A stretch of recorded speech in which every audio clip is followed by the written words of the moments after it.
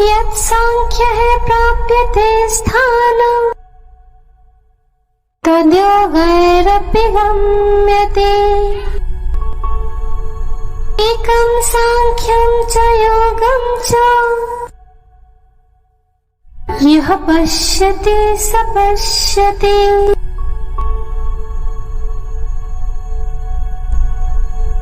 जो बात सांख्य साधन अथवा ज्ञान मार्ग से प्राप्त होती है,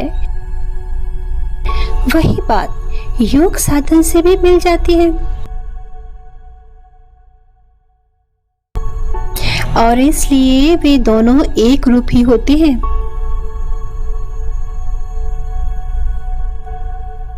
जैसे आकाश और अवकाश का भेद नहीं हो सकता, ठीक वैसे ही योग और संन्यास के ऐक्य के विषय में भी जानना चाहिए।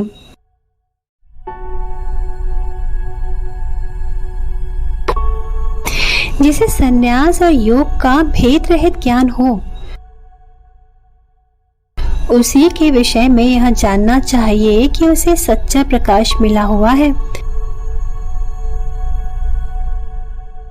और उसी ने ही आत्म स्वरूप को भी पहचाना है।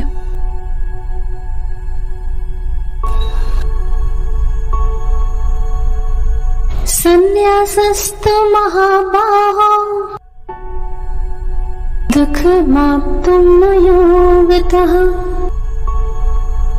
योगयुक्तो मनुर्ब्रह्म न चिरेणाधिगच्छति।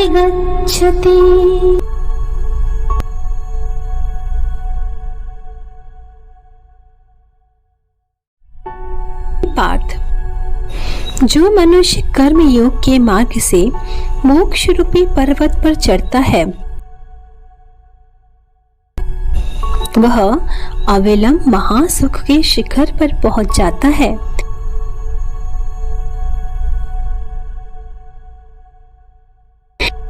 किंतु जो योग साधन का आश्रय नहीं लेते, वे वृथा खटपट करते रहते हैं और उन्हें कभी सच्चा संन्यास मिलता नहीं।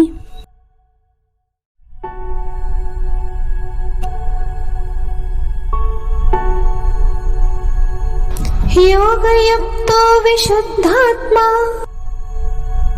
विजितात्मा जितेन्द्रियः सर्वभूतात्मभूतात्मा कुर्वन्नपि न लिप्यते।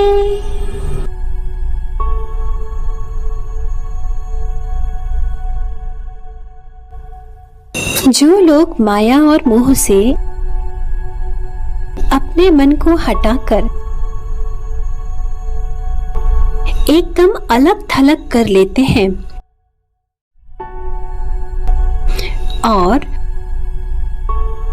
गुरु के उपदेश से अपने मन का सारा मल धोकर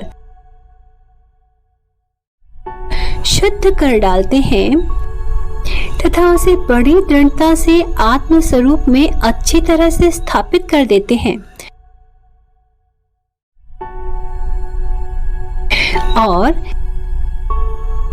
जैसे लवण जब तक समुद्र में नहीं पड़ता तब तक तो वह समुद्र से भिन्न और आकार की दृष्टि से उसके समक्ष बहुत ही तुच्छ जान पड़ता है, पर जब वही लवण समुद्र में घुलकर उसके साथ एक जीव हो जाता है, तब वह भी समुद्र की ही भांति व्यापक और अनंत हो जाता है।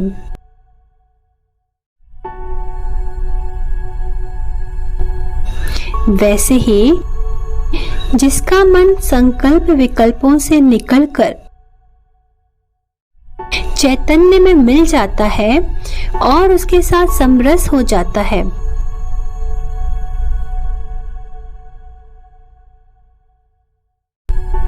वह मनुष्य यद्यपि देखने में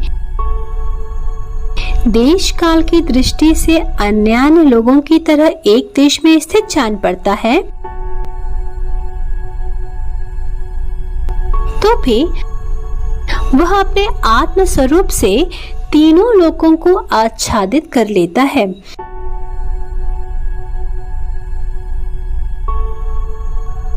अर्थात ऐसे मनुष्य के विषय में कर्ता, कर्म और इसी तरह की अन्य बातों का सहज में अंत हो जाता है और तब वह चाहे सब कर्मों को करता ही क्यों ना रहे, तो भी वह सदा अकर्ता ही रहता है।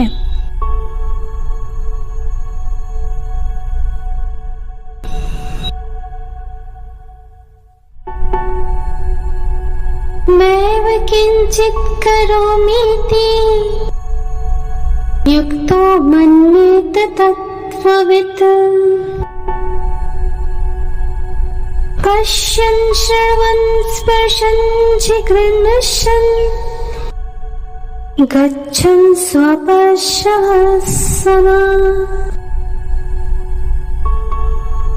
प्रलपन् विसृजन् गृह्णोन्मिषन् विमिषन्नपि इन्द्रियाणीन्द्रियार्थेषु वर्तन्त इति धारयन्।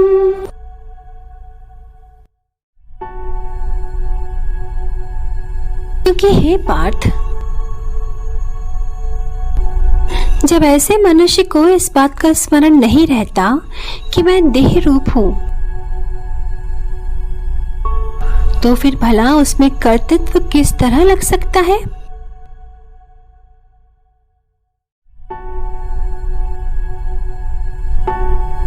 इस प्रकार योगायुक्त पुरुषों में देह त्याग के बिना ही पर ब्रह्मा के समस्त लक्षण दिखाई पड़ते हैं। सामान्यतः वह भी दूसरे साधारण मनुष्यों की तरह देह धारण करके सब प्रकार के कर्मों का आचरण करता हुआ दिखाई पड़ता है। कर्मयोगी भी दूसरे मनुष्यों की ही तरह नेत्रों से देखता है और श्रवणेंद्रियों से सुनता है, परंतु उसके संबंध में विलक्षण बात यही होती है कि वह इन इंद्रियों के कर्मों में आसक्त नहीं होता।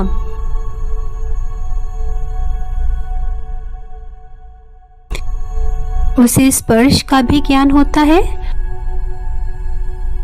और वह घ्राणेंद्रिय से सुगंध को भी सूंघता है। वह प्रसंगानुसार बोल भी सकता है, वह आहार को भी स्वीकारता है, त्यागने योग्य वस्तुओं का त्याग भी करता है और निद्रा के समय सुखपूर्वक सोता भी है। वह स्वेच्छानुसार चलता फिरता भी है। इस प्रकार वह सब तरह के कर्मों को करता रहता है।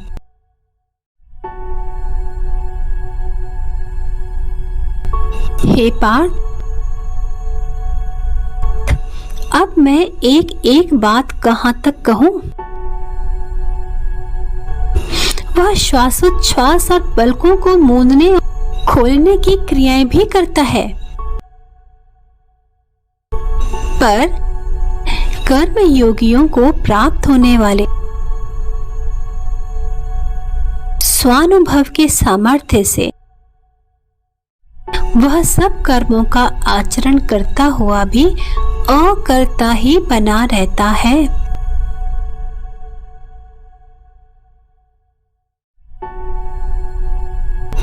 क्योंकि जब तक वह माया रूपी शैया पर सोया हुआ था, तब तक तो वह स्वप्न के झूठे सुख के चक्कर में पड़ा हुआ था।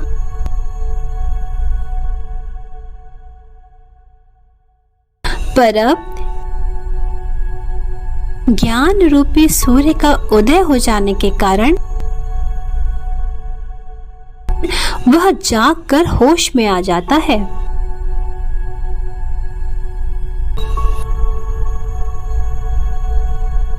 ब्रह्माण्याधाय कर्माणि संगम त्यक्त्वा करोति यः लिप्यते न स पापी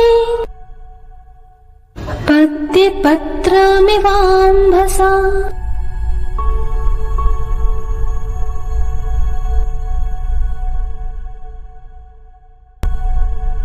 जिस समय चैतन्य के आश्रय से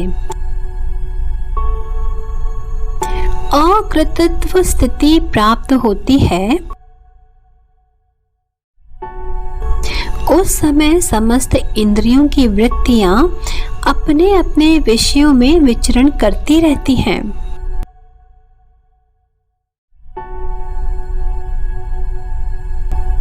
जैसे दीपक के प्रकाश में ग्रह के सारे क्रियाकलाप होते रहते हैं, वैसे ही कर्म योगियों के देह संबंधी सारे कार्य होते रहते हैं। कर्म योगी सब कर्म करता है, पर जैसे जल में रहते हुए भी कमल पत्र उस जल से नहीं भीगता, वैसे ही कर्म करते हुए भी कर्म योगियों के साथ कर्म का लेप नहीं होता।